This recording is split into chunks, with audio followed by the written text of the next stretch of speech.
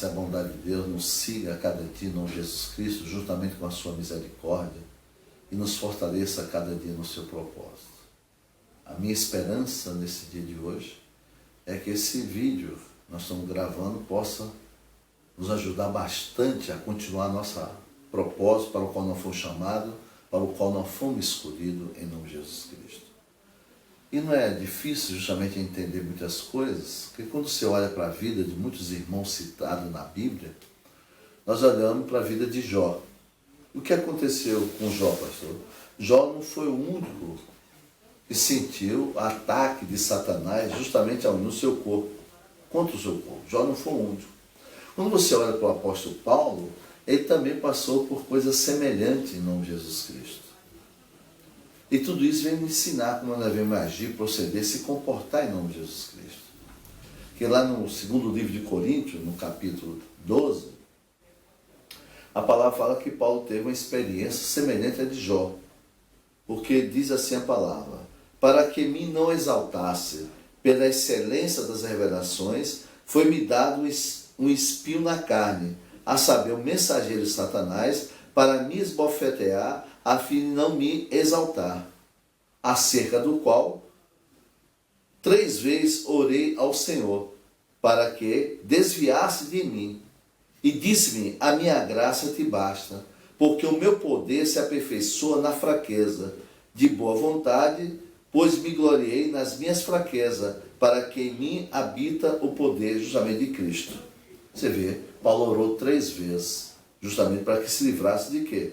Justamente fosse poupado daquele sofrimento. Jesus também, coincidência, Jesus orou 3 vezes para que não participasse do cálice, daquele sofrimento de maneira nenhuma. Você vê, justamente está escrito lá no Evangelho de Mateus, entendeu?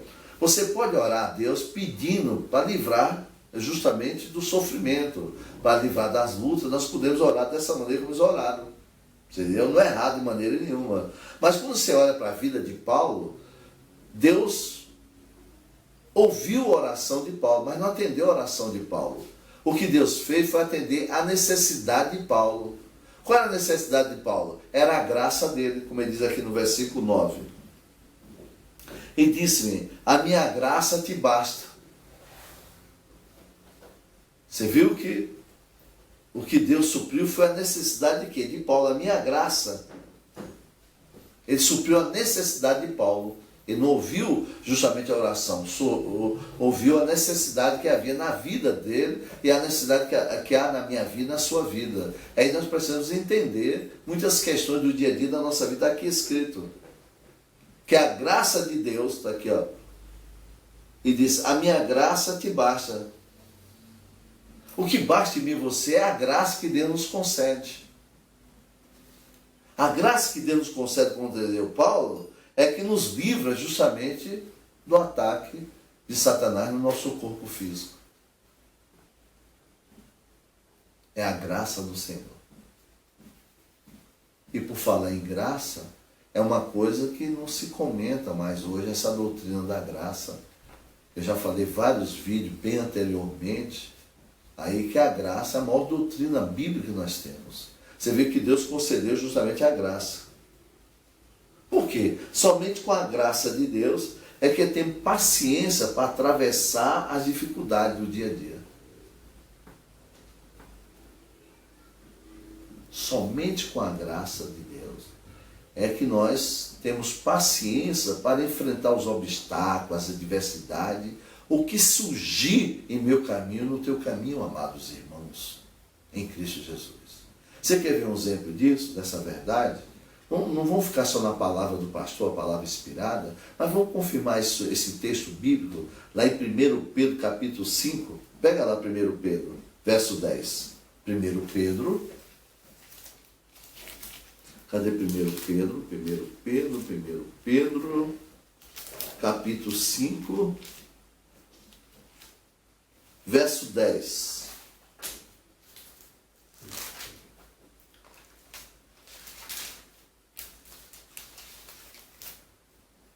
Está aqui a palavra de Deus. 1 5, 10.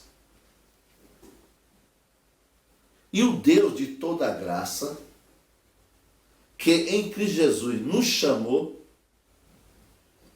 a sua eterna glória, depois de haver padecido um pouco, ele mesmo vos aperfeiçoará, confirmará, fortificará e fortalecerá.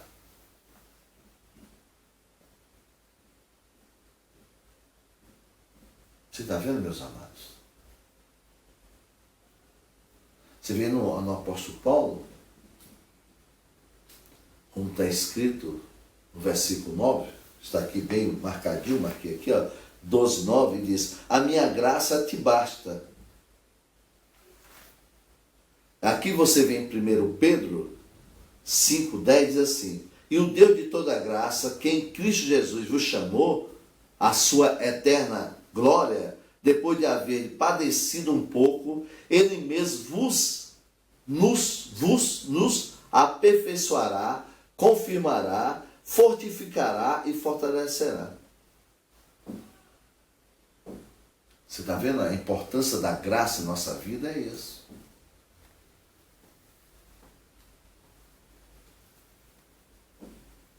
A graça é o poder de Deus. Tu merecia alguma coisa? Eu merecia não. Então foi a graça que veio a mim e a você. E essa doutrina, ela foi abolida, pelo que eu percebo, no nosso mundo, nosso meio cristão, ela foi abolida.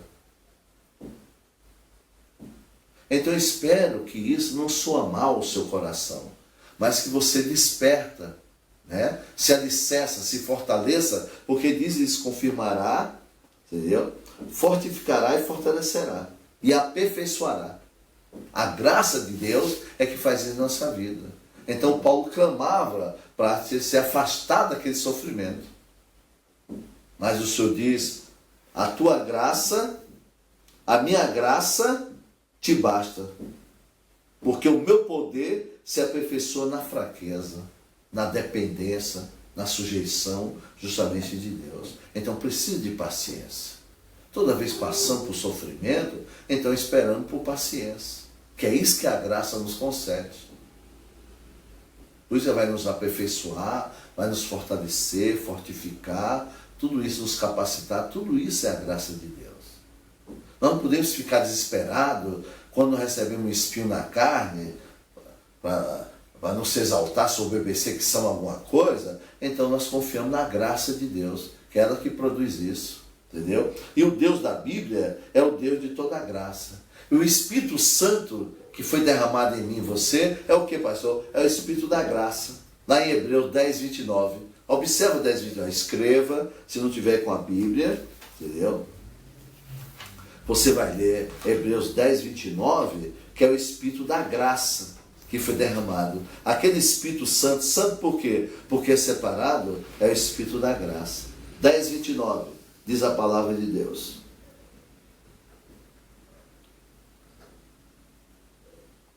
De quanto maior castigo cuidai vós, será julgado merecedor aquele que pisar no Filho de Deus e tiver profanado o sangue do testemunho, testamento, com que foi santificado, e fazer agravo ao Espírito da graça?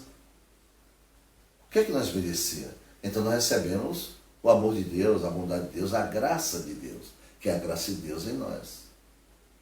Então essa graça que nos fortalece. É nessa pendência que nós, como filhos de Deus, vivemos na dependência justamente dentro disso. É chamado o Espírito da graça de Deus.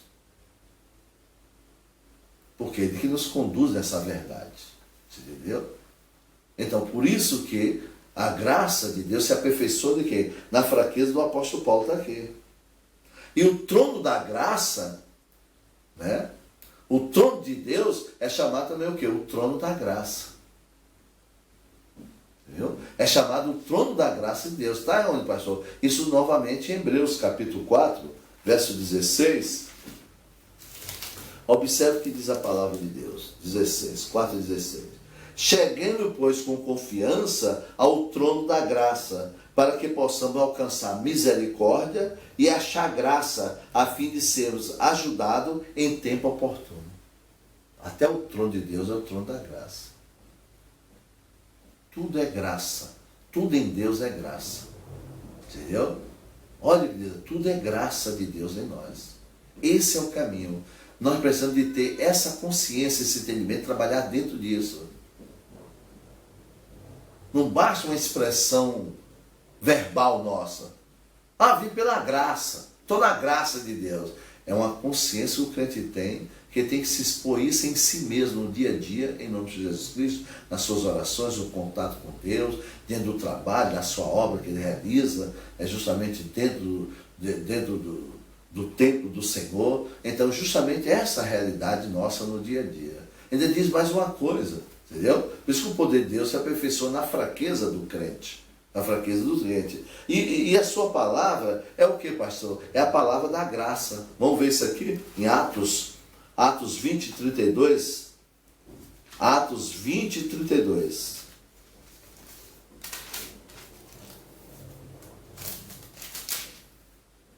Está aqui.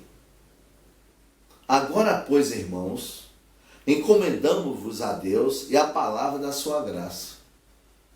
Nós não merecemos essa palavra. Nós não merecemos de nada. Então é a palavra da graça de Deus. Nós temos que achar essa graça na sua palavra, na sua promessa a cada dia. E Ele, que é poderoso para vos edificar e dar herança entre todos os santificados. É ela que dá tudo isso, fortifica e dá herança a todos nós.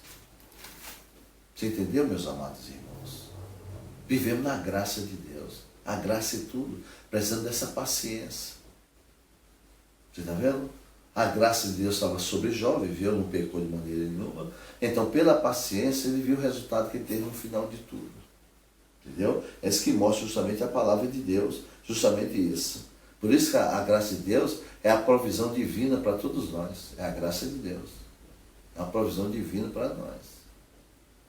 Você olha para a lei nós tínhamos que fazer alguma coisa para Deus. E na graça é Deus que faz justamente por cada um de nós.